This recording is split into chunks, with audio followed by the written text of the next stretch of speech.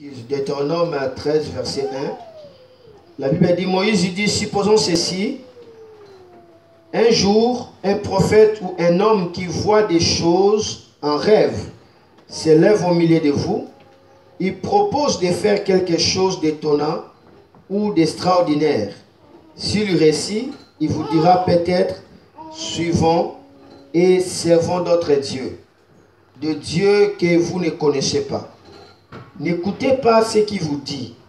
En effet, par là, le Seigneur veut voir ce que vous valez si vous l'aimez de tout votre cœur et de tout votre esprit. Le verset 5. C'est uniquement le Seigneur, votre Dieu, que vous devez suivre. C'est lui que vous devez respecter. C'est à ses commandements que vous obéirez. C'est lui que vous écouterez. C'est lui qui vous servirez. C'est lui que vous servirez. C'est à lui que vous attacherez. Amen. Donc, veuillez vous asseoir, que le Seigneur bénisse sa parole. Nous prions d'abord pour le message. Seigneur, merci pour ce moment. Bénis le message, bénis nos cœurs, bénis nos vies. Et que cet enseignement entre dans nos esprits. Et que cet enseignement nous éclaire, soit une lumière qui nous éclaire dans les ténèbres. Merci au nom de Jésus. Amen. Amen. Gloire au Sauveur Jésus-Christ. Amen. Amen. Donc nous avons vu ces lectures. Ici, le Seigneur est en train de parler à Moïse. Il dit qu'il s'élèvera des prophètes qui voient des choses en rêve. Et il va se lever devant vous. Il va vous dire des choses qu'ils ont vues. Et la Bible dit, lorsque vous allez écouter ce genre de prophètes, et évidemment ici on parle de faux prophètes. On parle de devins, de magiciens. Ils voient des choses que dans les rêves. La Bible dit, lorsqu'il va vous dire des choses là, ne l'écoutez pas. Parce que ça serait pour moi comme une épreuve pour voir si réellement vous me faites confiance ou pas. Ça serait pour moi comme un test de fidélité à ma voix. Donc il se lèvera des prophètes, il se lèvera des agents des ténèbres qui se lèvent, ils voient des choses, ils vous disent. Mais la Bible dit, ne l'écoutez pas parce que je vais utiliser cela comme une épreuve pour voir si réellement vous me faites confiance. Donc par là, on peut voir qu'il y a des songes qui reviennent par des occultistes. Et ces songes-là, on appelle ça les songeurs. Nous allons le voir aussi dans Jérémie chapitre 29, le verset 8. On va découvrir ces songes. Jérémie 29, 8.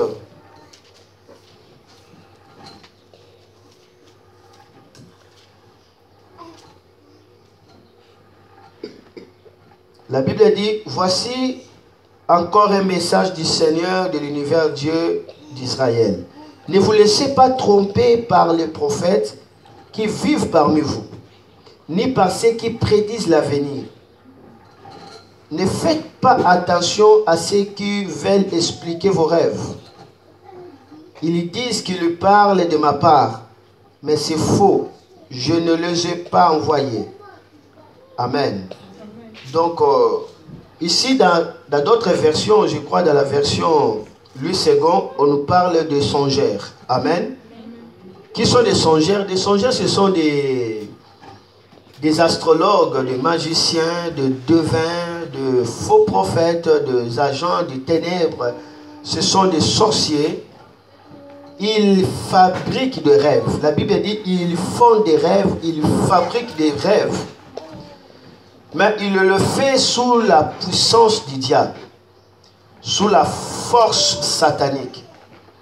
Et dès qu'ils amènent le rêve, si tu entends ce rêve, si tu n'es pas prudent directement, tu es en contact avec la puissance diabolique. Ça peut être positif, ça peut être négatif.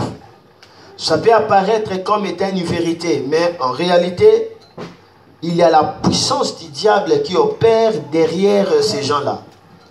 On les appelle des songeurs. Amen. Donc aujourd'hui, on va voir les songes des songeurs. Les songeurs font partie de faux prophètes, de devins, des astrologues, des magiciens, des sorciers, et ils font partie même de ceux qui invoquent le mort. Donc c'est la catégorie des occultistes, des gens secrets du diable. Et aujourd'hui, la plupart des songeurs, nous les trouvons au milieu de nous comme étant des sorciers.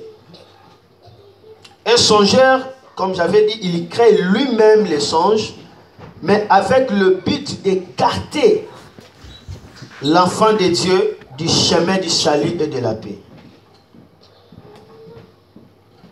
Lorsque tu écoutes les songeurs, cela veut dire ceux qui fabriquent les songes par la puissance satanique. Directement, c'est comme si tu étais en train d'écouter les diables. La voix du diable, que ça soit un positif, ça entraînera toujours des ennuis, ça entraînera toujours des conséquences. Et cela, ça serait terrible. C'est la raison pour laquelle la Bible nous dit dans Zacharie, chapitre 10, le verset 1 à 2, la Bible est en train de nous révéler quelque chose. Le Seigneur va dire, je vais paragrapher, le Seigneur va dire, demandez-moi de la pluie du printemps.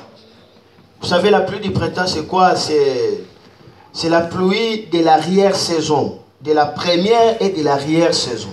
Cela veut dire que cette pluie sépare l'été avec l'hiver. Donc c'est comme la première pluie. Lorsque cette pluie tombe à Israël, cette pluie a été marquée par le temps de la fertilité, par le temps de la fécondité. Lorsque cette pluie tombe, des choses commencent à germer, des choses commencent à pousser rapidement.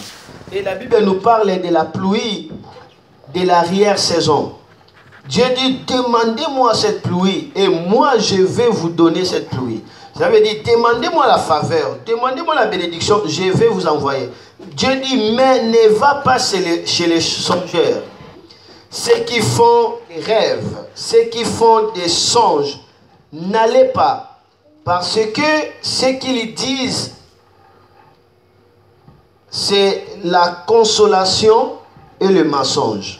Donc imaginez, ils disent consolation et mensonge. Essayons un peu de parcourir ce passage-là, Zacharie